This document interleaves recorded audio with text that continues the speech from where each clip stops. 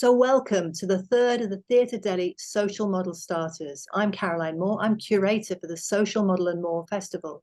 We'll be peaking in 2 weeks of workshops and newly commissioned theatre in London and Sheffield in November. And my guest today is Jan Grue. He's a professor of sociology at Oslo University. I wanted to interview Jan after I read his splendid book, I Live a Life Like Yours. This shares, he was given the wrong diagnosis age 3, and his parents were told he had a bleak future. Please read his exciting book to find out how actually he's thrived in all sorts of truly impressive ways. What we're going to talk about today is some ideas Jan shared in his book about grief and stigma. I think they're really important, but let's go back for a minute and start at the beginning. The medical model says that doctors are going to fix us, and they don't. Well, the social model says society should change to fit around us, but it hasn't. We need more, or maybe different, or it's complicated. So at Theatre Deli, we started by listening to what disabled creatives thought. You can check out the huge range of what you said on our website, from I love the social model to fuck the social model. We've used your ideas to guide our call out, and we got so many great responses. We just can't include them all, very sadly. So these starters are trying to make sure we don't miss some of the big issues. There are only 15 minutes to make them easy to fit in your day. So let's go. I'm Caroline. I'm a skinny white woman, age 60, with scruffy short hair and big purple glasses. And now Jan, he's why we're here. Hi, Jan. Thank you so much for taking part. Could you describe yourself, please? I'll do my best. I think skinny white man, early 40s would be the short version. Okay, so we've only got 15 minutes, so we've had to agree some priorities to talk about. Of course, there's plenty more good stuff from Jan. So after this, please check out some links to his work and ideas, which are going to be underneath this posting here. So now I'm going to properly start. Can you remember, Jan, when you first heard about the social model? Was it a useful concept for you? Has it ever worked in any useful way for you? Yeah, no, I think my story there is quite unusual in some ways, because I work in disability research. It's one of the things I do at university, and I'm a second generation disability researcher. So my father is a sociologist who started working on disability, well, shortly after I was born. And so one of the things that happened was that when we went to the UK for our summer holidays one year, we stopped by to visit a colleague of my father, who I only much later realized was Mike Oliver, one of course, the fathers of the social model. So I don't know what the exact moment was, but I do know that the ideas that constitute the social model, I did hear about them from a relatively young age. And so that sort of sense of disability as a political issue, that really is something I grew up with. So from really early on. And then I started as a PhD fellow in my mid-20s, and started using it as a conceptual tool, as a way to study disability for myself in my academic life. Thank you. Very exciting to meet Mike Oliver and not even know who he was. So in your book, you wrote about stigma and shame, and how shame follows from both the person who's ashamed and society, so-called normal people, both thinking that the disabled person, is not how they ought to be. And you wrote of how even if you camouflage or suppress it, shame can't be got rid of by actions. And you wrote, it's this shame I would like to scrutinize and cast off. Please explain more. And how's that going? How's that happening? Is that working for you? Yeah, I mean, the book that we're talking about, I wrote that over the course of 10 years, I would say. So a lot of the things that I talk about in the book, I think that I ended up processing as I wrote it. But I think, I mean, we started with the social model, and one of the interesting things, I think, is that I knew all of these things about disability as a form of exclusion, oppression, and so on, from early on. And still, I mean, those emotional responses were just as strong in me. And of course, the social model has evolved over the years, but I find it interesting that it took such a long time for it to be able to accommodate and sort of and handle all of the emotional aspects of this disablement and disability exclusion. I mean, people like Carol Thomas, of course, wrote extensively on this and the way that disablism is part of exclusion and oppression. But for me, bringing those two things together, seeing the sort of the big social structures, the political structures, and in some way trying to tell or understand rather my own story took a very long time.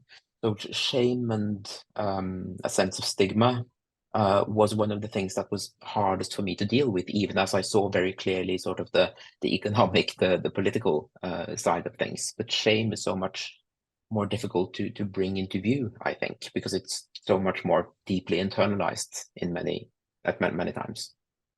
So I just think that's really interesting. So in some ways, you would think that you're the ideal person for this to be easy for. You've got your family history for you. You're really clever in terms of you're a professor now, but still, it's personally difficult with the stigma and the shame within that.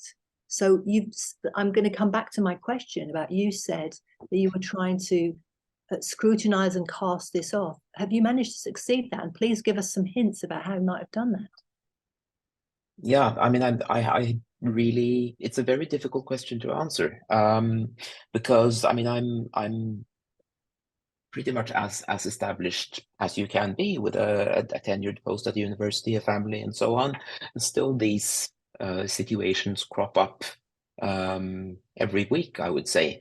Just these social encounters where I feel unwelcome, because I am unwelcome because of, I would say, a combination of physical factors, the fact that the world is not wheelchair accessible and I'm a wheelchair user. And then from that brute fact arises all of these very complicated social encounters where another person can act as though this is our shared problem, something we should resolve together. My problem, something I should deal with, or even give me a sense that I am the problem. So it's still very interesting to me how these things can play out in so many different ways. I mean, the world being what it is and being so slow to change in terms of the built environment and so on, whereas all of these social encounters can be so fluid and surprising. If I can tell just a very short story, right now there's construction outside my building. And so the pathway that I usually drive along in my wheelchair is blocked. That I discovered that yesterday. And then I had a very interesting talk with the foreman of the one of the companies working on the construction, who wanted to let me know that he felt that this was a problem. He'd been trying to fix it. Other people wouldn't let him fix it. We had this micro exchange. And then, of course, he told me that his son was in a wheelchair. Yeah. He saw the world that way. He knew that what the problem was. And so I spent a few minutes trying to figure out, well, why do you want to tell me this? Why do you want to let me know that you see the problem the same way I do? And of course, he was looking for some sense of solidarity in the moment to let me know that we may in our very different ways be part of some kind of a community. Do you think it's solidarity? Because when people tell me that they know something because their aunt's got some diagnoses that I've got, I just think that that's not solidarity at all. That's just kind of saying, no, I don't feel that solidarity myself. No, I think in that particular moment it was, in that he was working to actually resolve the problem, to get that physical barrier moved. In that sense, I respect it. When people just want to, as you say, create this sort of space for their own emotions, that's different. Exactly. Yeah. So, yeah, that's really helpful. I mean, I think your point about the three methods of, it's kind of our problem, your problem, my problem, when people are coming at it, but mainly people often think about this as your problem, you're problematic person, isn't it? And so yeah. No, and it's very easy to think that way. It's very easy to internalize that way of thinking, because that is very often how you are treated. If not only by, I mean, really, of course, you can be treated that way by other people. That happens a lot. But it's embedded in institutions and in institutional ways of thinking. I mean, there's my last book, which is not yet out in English, is on invisible work. which is a concept borrowed from feminism, of course, from feminist sociology, the unacknowledged work that women have always done, care work, housework, and so on. And I think that's very true of disability as well. There's so much invisible work that you have to do in order to have even a chance at doing a job, being in a relationship, caring for others, and so on. And that work will continue to be imposed upon you, making the problem yours in so many everyday situations. And it's ridiculous, isn't it? So here I am disabled, I'm tired, and I apparently have got spare time to help other people understand what's going on and help them go through their own personal feelings about it. Often imposed on me. And I'm like, and I really try hard not to do that invisible work, but it is really hard work not to do the invisible work. It's hard not to do the invisible work, and it's hard to do. Well, exactly that.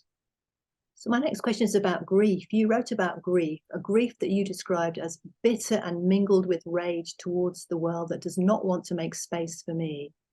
And you wrote very movingly to me of how experience turns words into plants with deep roots and it hurts to pull them up. Can you say more about this?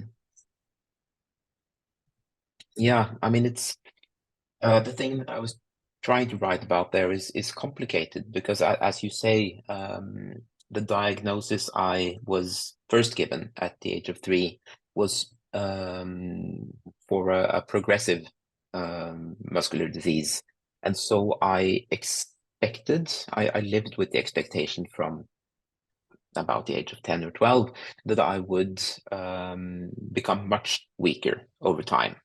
That didn't happen. I sort of I was re-diagnosed, and I also lived without a proper diagnosis for about 10 years, which forced me both to trust my sense of my own body in a very different way than before. But it also left me with a kind of a void of what might I have done differently had I not expected a rapidly progressing disease. So there were a lot of complicated emotions bound up in that, but I think just the one of the really important ones was the sense of loss just by having this life story imposed on me, where I was supposed to get steadily worse, where I was supposed to spend my life not doing the things I wanted to do. So that there's a little bit of a paradox there, but I guess that I did get to do the things that I wanted to do, but always with this sense of time running short, of being on a very very strict deadline. So I felt that I'd lived much more sparingly, perhaps, than I would have done otherwise. So that's one side of it, and then the other side, of course, is the grief for not having the body that I was supposed to have, the body that is always alluded to in, well, medical journals, diagnoses, which of course are documents of divergence from the normal. So there was also this sense of two shadows, really. My shadow body, which was the one that was supposed to get worse, and then the shadow body that was never had an impairment to begin with. And as you get older, you will get worse just because everyone gets older. And I've got multiple, yes. I've got multiple progressive diagnoses, and people keep saying to me, "So when are you going to get better?" And I'm like, "Well, no." And that's more invisible work, isn't it? Sort of like continuing to sort of like keep them happy about the fact, or whatever. There is some imposement that happens about. So of course you're going to get better, and I'm like, then you have to say that I'm not, which is hard work to say, or it's all more invisible work, isn't it? Yeah, I mean, it's strange how disability is often in many contexts represented in such a static way. I mean, it's something that happens to to children and makes them objects of charity, and then there's very little talk about how these children will grow up, how they will enter the adult world.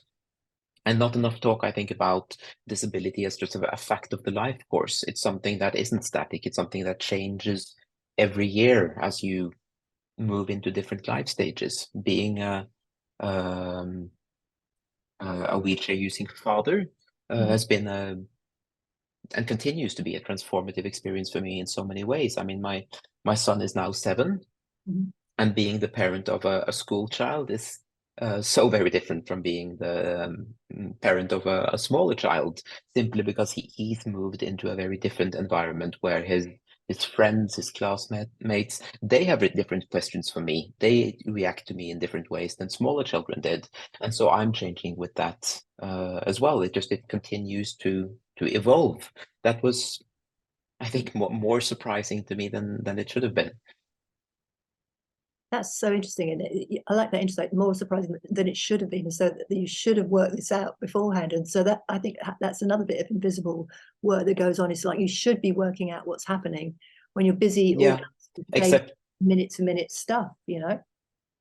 yeah, but it speaks also to the absence of visible disabled people, right? And especially of visible disabled people doing normal everyday things in family situations and so on. It's the absence of role models to some extent. I've had some, of course. I mean, I've not been entirely without role models, but fewer than I should have had, I think.